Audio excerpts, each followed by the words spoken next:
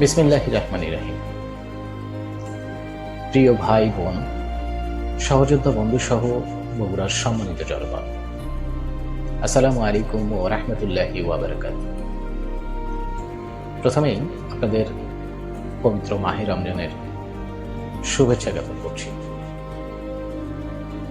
আজ আমি শুধু কথা বলতে আসিনি, আজ আমি এসেছি একটা অনুভূতি প্রকাশ করতে, একটা বাস্তবতা তুলে ধরতে, একটা মূল্যায়নের প্রশ্নকে সামনে আনতে। আজকের এই কথা কোনো ব্যক্তিকে ঘিরে নয়, এটি একজন নেতার প্রতি জনগণের ভালোবাসা, আস্থা ও বিশ্বাসের প্রতিচ্ছবি।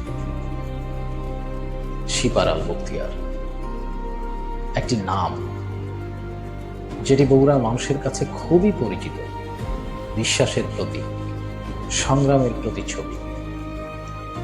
তিনি শুধুমাত্র একজন রাজনীতিবিদ নন, তিনি মাঠের মানুষ, তিনি কর্মীদের নেতা, তিনি এমন একজন যাকে মানুষ নিজের মানুষ মনে করে। দীর্ঘদিন ধরে বাংলাদেশ জাতীয়তাবাদী দলের রাজনীতিতে সক্রিয় থেকে তিনি প্রমাণ করেছেন, নেতৃত্ব মানে শুধু পদ পাওয়া নয়, নেতৃত্ব মানে দায়িত্ব, ত্যাগ ও স্থিরতা। একটা সময় ছিল যখন সত্যের পথে অটল থাকা ছিল খুবই কঠিন, যখন রাজনীতি করাটা ছিল চরম ঝুঁকি। মামলা, হামলা আর নির্যাতনের অপর নামই ছিল তখন রাজনীতি। রাজনীতি করতে গিয়ে তাকে সহ্য করতে হয়েছে অমানসিক নির্যাতন,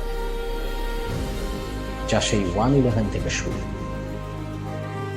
মুখোমুখি হতে হয়েছে অনেক মামলার, অনেকবারই যেতে হয়েছে কারাগারে।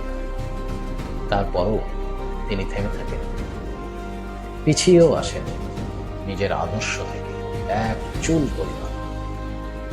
তিনি আপোষও করেননি, তিনি পথও বদলান, কারণ তার কাছে রাজনীতি ছিল আদর্শের, ক্ষমতার নয়। প্রশ্ন হচ্ছে, এই ত্যাগ কি আমরা ভুলে গেছি, নাকি ভুলে যাব, নাকি চাইলেই ভুলে যেতে পারব? বগুড়ার মানুষ জানে কে তাদের সুখে দুঃখে পাশে ছিল এবং থাকে। পরপর পাঁচবার কাউন্সিলর হিসেবে নির্বাচিত হওয়া এটা কোনো কাকতালীয় ঘটনা নয়, এটা মানুষের বিশ্বাসের স্বাক্ষর। বিশেষ করে করোনা মহামারীর সময়, যখন মানুষ ছিল অসহায়, ভীত, দিশেহারা, তখন তিনি ছিলেন মাঠে, তিনি ছিলেন মানুষের পাশে। মহান রব্বুল আলামিনের ইচ্ছায় তিনি দিয়েছিলেন সাহায্যের হাত বাড়িয়ে। যেখানে অনেকেই হারিয়েই গিয়েছিলেন বা থাকলেও ছিলেন অনেক দূরে, সেখানে তিনি ছিলেন সামনে। ফলে আজ তিনি বগুড়ার প্রায় প্রতিটি মানুষের হৃদয়ের একটা অংশে নিজের জন্য জায়গা করে নিতে পেরেছেন। এটা কি কোনোভাবে মুছে ফেলা সম্ভব? আমি মনে করি না। অথচ আজ আমরা এমন একটা পরিস্থিতির মুখোমুখি, যেখানে এই জনপ্রিয়, ত্যাগী ও কর্মী বান্ধব নেতাকে রাখা হয়েছে দলীয় অবকাঠামোর একেবারে বাইরে। এটা বাংলাদেশ জাতীয়তাবাদী দলের একজন তৃণমূল কর্মী হিসেবে আমাদের জন্য একটা কঠিন বাস্তবতা। আর এই বাস্তবতা আমাদের ভাবায়, প্রশ্ন তোলে। কারণ দল শুধু একটি সংগঠনই নয়, দল মানে একটি পরিবার, একটি ইতিহাস, একটি ঐক্য। একটি পরিবারের শক্তি তখনই বাড়ে যখন তার সাহসী সন্তানটাকে প্রাধান্য দেওয়া হয়।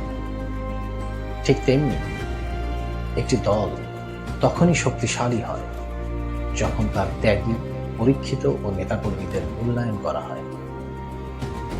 একটি দল তখনই মানুষের হৃদয়ে জায়গা করে নিতে পারে যখন জনপ্রিয় নেতাদের প্রতি মানুষের অনুভূতিকে সম্মান জানানো হয়। আমি বিশ্বাস করি, যারা দীর্ঘদিন ধরে কাজ করেছেন, সংগ্রাম করেছেন, মানুষের পাশে থেকেছেন, তাদের অবদান অবশ্যই গুরুত্ব পাওয়ার যোগ্য। আমি আজ কোনো বিভেদ চাই না, আমি চাই ঐক্য। আমি কোনো নেতিবাচকতা ছড়াতে চাই না, আমি দেখতে চাই দলীয় হাইকমান্ডের ইতিবাচক চিন্তা চেতনার বহিঃপ্রকাশ। আমরা সবাই চাই একটা শক্তিশালী, সংগঠিত ও জনগণমুখী নেতৃত্ব।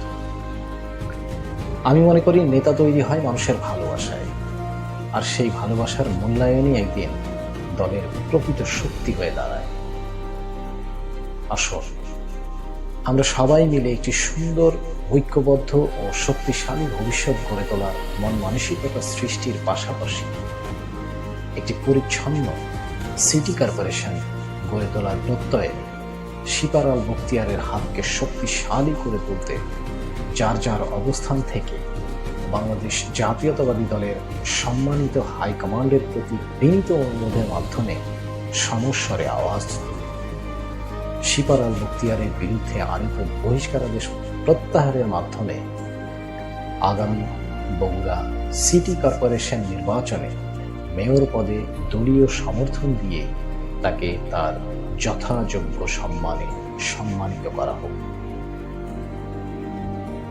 দীর্ঘক্ষণ ধৈর্য ধরে আপনারা যারা আমাকে শুনলেন, সম্মান ও ভদ্রতা বজায় রেখে আপনারাও আপনাদের সুন্দর মতামত দিবেন, এই প্রত্যাশায় সবাইকে আন্তরিক কৃতজ্ঞতা ও ধন্যবাদ জানিয়ে আজ এখানেই শেষ করছি।